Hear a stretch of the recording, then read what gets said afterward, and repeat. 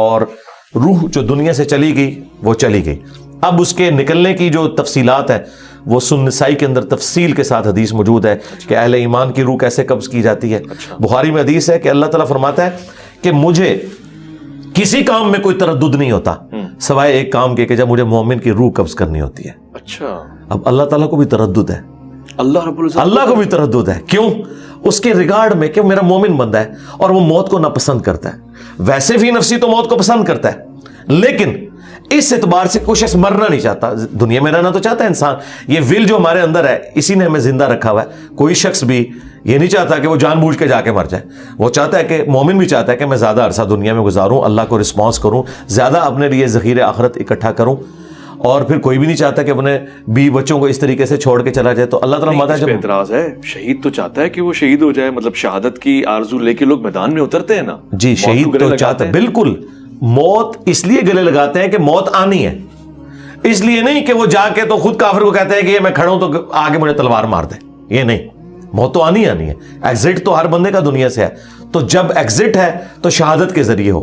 یہ نہیں کہ خودکشی کرنی ہے آپ نے, خودکشی اور شہادت میں آپ نے فرق رکھنا ہے. تو موت تو آنی ہے, تو خواہش ہونی چاہیے کہ میں شہادت کی موت مروں, لیکن یہ خواہش نہیں ہے کہ میں جو فوراً مر جاؤں اور کوئی نیک اعمال نہ کر سکوں. ہاں, دین کو جب میری ضرورت پڑے تو پھر میری پہلی پرائورٹی وہی ہے. جس طرح حسین ابن علی حج کے دنوں میں کربلا چلے گئے تھے, اس لیے کہ وہ سمجھتے تھے کہ اس وقت اس چیز کی ضرورت ہے. ٹھیک ہے, اور باقی جو حج آج تک سلامت ہے وہ حسین ابن علی کی بدولت ہے.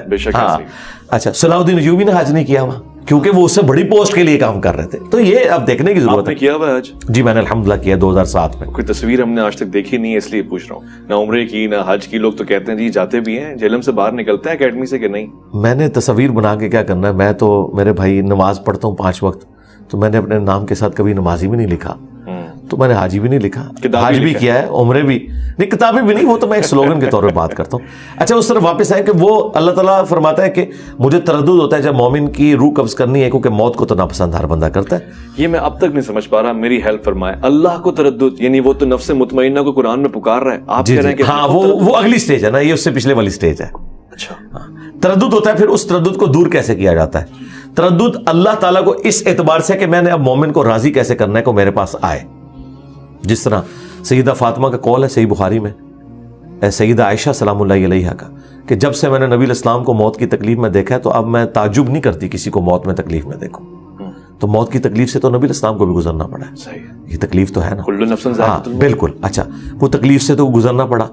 پھر بخاری مسلم کے الفاظ ہیں, عائشہ کہتی ہیں نبی الاسلام کا جب آخری وقت تھا تو آپ علیہ السلام بار بار یوں نگاہ اٹھاتے تھے اور کہتے تھے اللہم رفیق الاعلیٰ, اے اللہ رفیق اعلیٰ. تو میں نے سمجھ لیا کہ نبی الاسلام کو اب اختیار دیا گیا, چاہے آپ دنیا میں رہیں چاہے اللہ کے پاس جائیں, کیونکہ آپ اپنے صحت مندی کے دنوں میں کہتے تھے کہ ہر نبی کو موت سے پہلے اختیار دیا جاتا ہے. وہاں پہ تردد اس لیے کہ مومن مرنا نہیں چاہتا. اچھا, ٹھیک ہے, ظاہر ہے وہ چاہتا ہے میں زیادہ سے زیادہ وقت دنیا میں گزاروں اللہ کے لیے. اچھا, موت کو تو ہر بندہ ناپسند کرتا ہے اس اعتبار سے. یہ تو اسے پتہ ہے کہ موت آنی ہے, لیکن جینے کی تو ہے. مثلا اگر ابھی یہاں پہ اچانک کوئی بم پھٹے تو آپ کیا شہید ہونے کے لیے تیار ہوں گے یا بھاگ دڑ کریں گے, سب کچھ کریں گے؟ کوئی بڑے سے بڑا ولی اللہ بھی بٹھائے اس کے سامنے بھی ایسے اس کی بھی آنکھیں بند ہوگی. ظاہر ہے کہ اللہ نے نیچرل رکھا ہے ہمارے اندر. ولی اللہ کے لیے تو کہہ رہے ہیں ان پہ خوف ہی نہیں ہے. ہاں, وہ خوف کون سا ہے, بلکہ یہودیوں کے لیے کہہ رہے ہیں ان سے کہو تمنا کرو موت کی, نہیں کریں گے. وہ آپ ہمیں موت تک پہنچنے نہ دے رہے ہیں, میں اپنی بات پوری کر لوں نا, آپ راستے میں پکڑ لیتے ہیں. تو وہ اس میں اللہ تعالیٰ فرماتا ہے کہ پھر جب یعنی موت کا وقت اس کا قریب آتا ہے پھر اللہ تبارک و تعالیٰ اسے راضی کرتا ہے. وہ ہے جو سورہ حامی میں سجدہ میں آیا کہ فرشتے ان پر نازل ہوتے ہیں, انہیں خوشخبریاں دیتے ہیں, انہیں جنت دکھائی جاتی ہے, جنت کی نعمتیں دکھائی جاتی ہیں, اس کی وجہ سے وہ اٹریکٹ ہوتا ہے. اچھا, اور ان نعمتوں میں اتنا محو ہو جاتا ہے وہ کہتا ہے اللہ میں نے ادھر ہی جانا ہے. ابھی تک اس کا ایمان بالغیب تھا. اچھا, اب وہ دیکھ رہا ہے. اب وہ دیکھ رہا ہے, جب اس نے دیکھ لیا نا پھر وہ کہتا ہے کہ بھئی دنیا کی بیوی سے وہ مجھے جنت کی بیوی سوٹیبل ہے, اور وہی والی دنیا کی نعمتوں سے مجھے جنت کی نعمتیں سوٹیبل ہیں. اور وہ اللہ نے رکھا ہے ایسا. وہ تو دیکھیں بخاری مسلم کی حدیث ہے کہ میں نے اپنے نیکوکار بندوں کے لیے وہ نعمتیں چھپا رکھی ہیں جو نہ کسی آنکھ نے دیکھی, نہ کسی کان نے سنی, نہ کسی کے دل پہ اس کا کھٹکا بھی گزرا.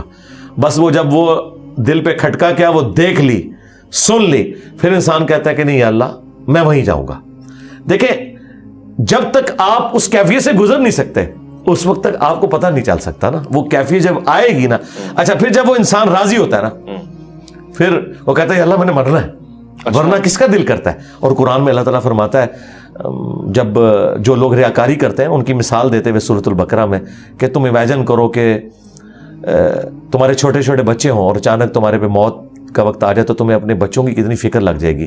ٹھیک ہے, یہ اللہ تعالیٰ نے مثال بیان کی ہے اس اعتبار سے کہ جو نیکی اپنی ضائع کر, تو کوئی شخص بھی نہیں یہ چاہے گا کہ وہ اپنے بچوں کو اس حال میں چھوڑ کے مرے کہ ان کا پیچھے پرسانے حال کوئی نہ, اور اچانک ایک ہوائی جھکڑ یا کوئی آگ کا بگولا آئے اور تمہارے اس باغ کو ہلاک کر دے اور پیچھے چھوٹے چھوٹے بچے چھوڑ کے مرو. یہ اللہ نے ہمارے اندر رکھی ہے, یہ کوئی عیب والی چیز نہیں ہے, یہ عیب والی چیز نہیں ہے زندگی سے محبت کرنا, یہ اللہ تعالیٰ کی ریکوائرمنٹ ہے اسی کی وجہ سے. ورنہ تو لوگ خودکشیاں کیوں نہ کر لیں, ہم خودکشی کیوں نہیں کرتے, ہم جینا چاہتے ہیں.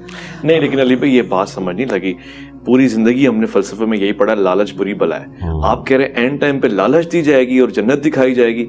حضرت علی کہہ رہے ہیں کہ میں اس کی عبادت لالچ میں نہیں کرتا, اس لیے کرتا ہوں کہ عبادت کے لائق ہے. یہ حضرت علی کی طرف تو ایک غلط بات ہی منسوب ہے, ہم تو اسے نہیں مانتا. یہ قرآن کے بالکل خلاف ہے.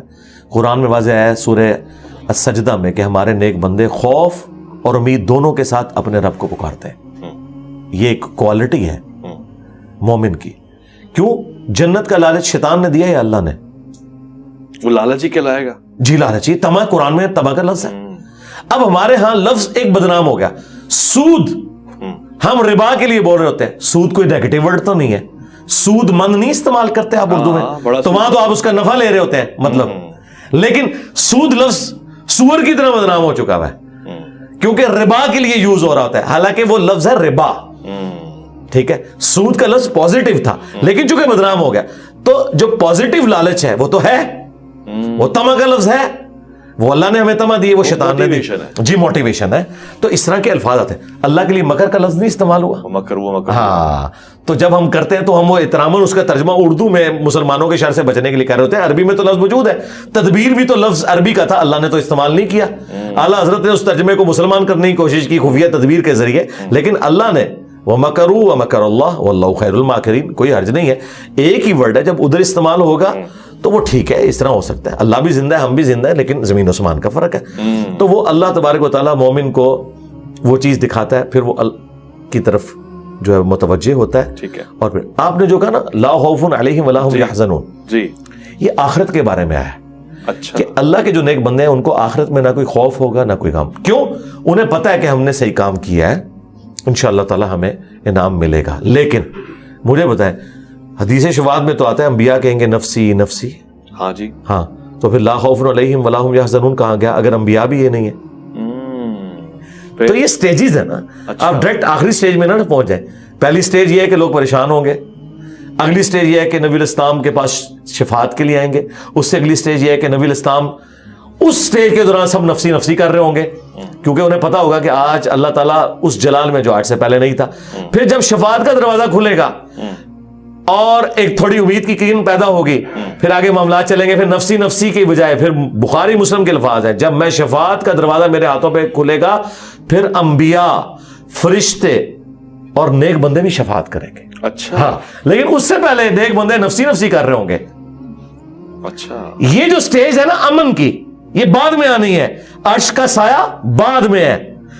یہ ایک تکلیف سے سب نے گزرنا ہے. اچھا, نفسی نفسی جب انبیاء گزر رہے ہیں باقی تو شاہی کوئی نہیں. ظاہر قیامت کے دن نے اپنا وہ معاملہ تو دکھانا ہے میرے بھائی. جس طرح عورت نے پریگنینسی کی تکلیف سے گزرنا ہی ہے اس خوشی کو پانے کے لیے جو اولاد کی شکل میں اسے ملے گی. ٹھیک ہے, تو شروع میں تو یہ ساری تکلیفیں ہوں گی, لیکن الٹیمیٹلی انسان. اچھا, پھر بخاری مسلم میں کہ تمام ننگے اٹھائے جائیں گے. سب سے پہلے ابراہیم علیہ السلام کو لباس پہنایا جائے گا. اللہ اکبر. اور اما عائشہ نے پوچھ لیا یا رسول اللہ اگر سارے ننگے اٹھائے جائیں گے تو لوگ ایک دوسرے کو دیکھ رہے نہیں ہوں گے؟ تو نبی علیہ السلام فرمایا وہ دن اس سے زیادہ سخت ہوگا کہ کوئی کسی کو اس طریقے سے دیکھ رہا ہو. یہ حقیقت بات ہے. یہاں پہ بھی جب بم بلاسٹ ہوتا ہے لوگوں کے چیتھڑے اڑ جاتے ہیں, پھر لوگوں کے جو ننگے بدن ہیں لوگوں کی ان کی طرف توجہ نہیں ہوتی ہے, لوگوں کو اپنی موت یاد آنا شروع ہو جاتی ہے. ٹھیک ہے, ہاں, تو یہ اس کیفیت سے جب آپ گزریں گے نا موت کی, موت تو وہ ٹاپک ہے کہ چوراہوں پر کھڑے ہو کر اور بلڈنگز کی چھتوں پہ کھڑے ہو کر ایک ہی بات کرنے کی ضرورت ہے کہ تمہیں مرنا ہے. جب تک مرنے کی تلوار آپ کے اوپر نہیں ہوگی آپ کا قبلہ درست نہیں ہو سکتا. درست نہیں ہوگا. یہ ذہن میں رکھیے گا. ٹھیک ہو گیا. یہ جتنے لوگ بھی گمراہیاں پھیلا رہے ہیں اپنی موت کو بھولے ہوئے ہیں. موت کو بھولے. جی موت کو یہودیوں کے لیے قرآن کہہ رہا تھا. جی کہ تمنا کرو موت کی.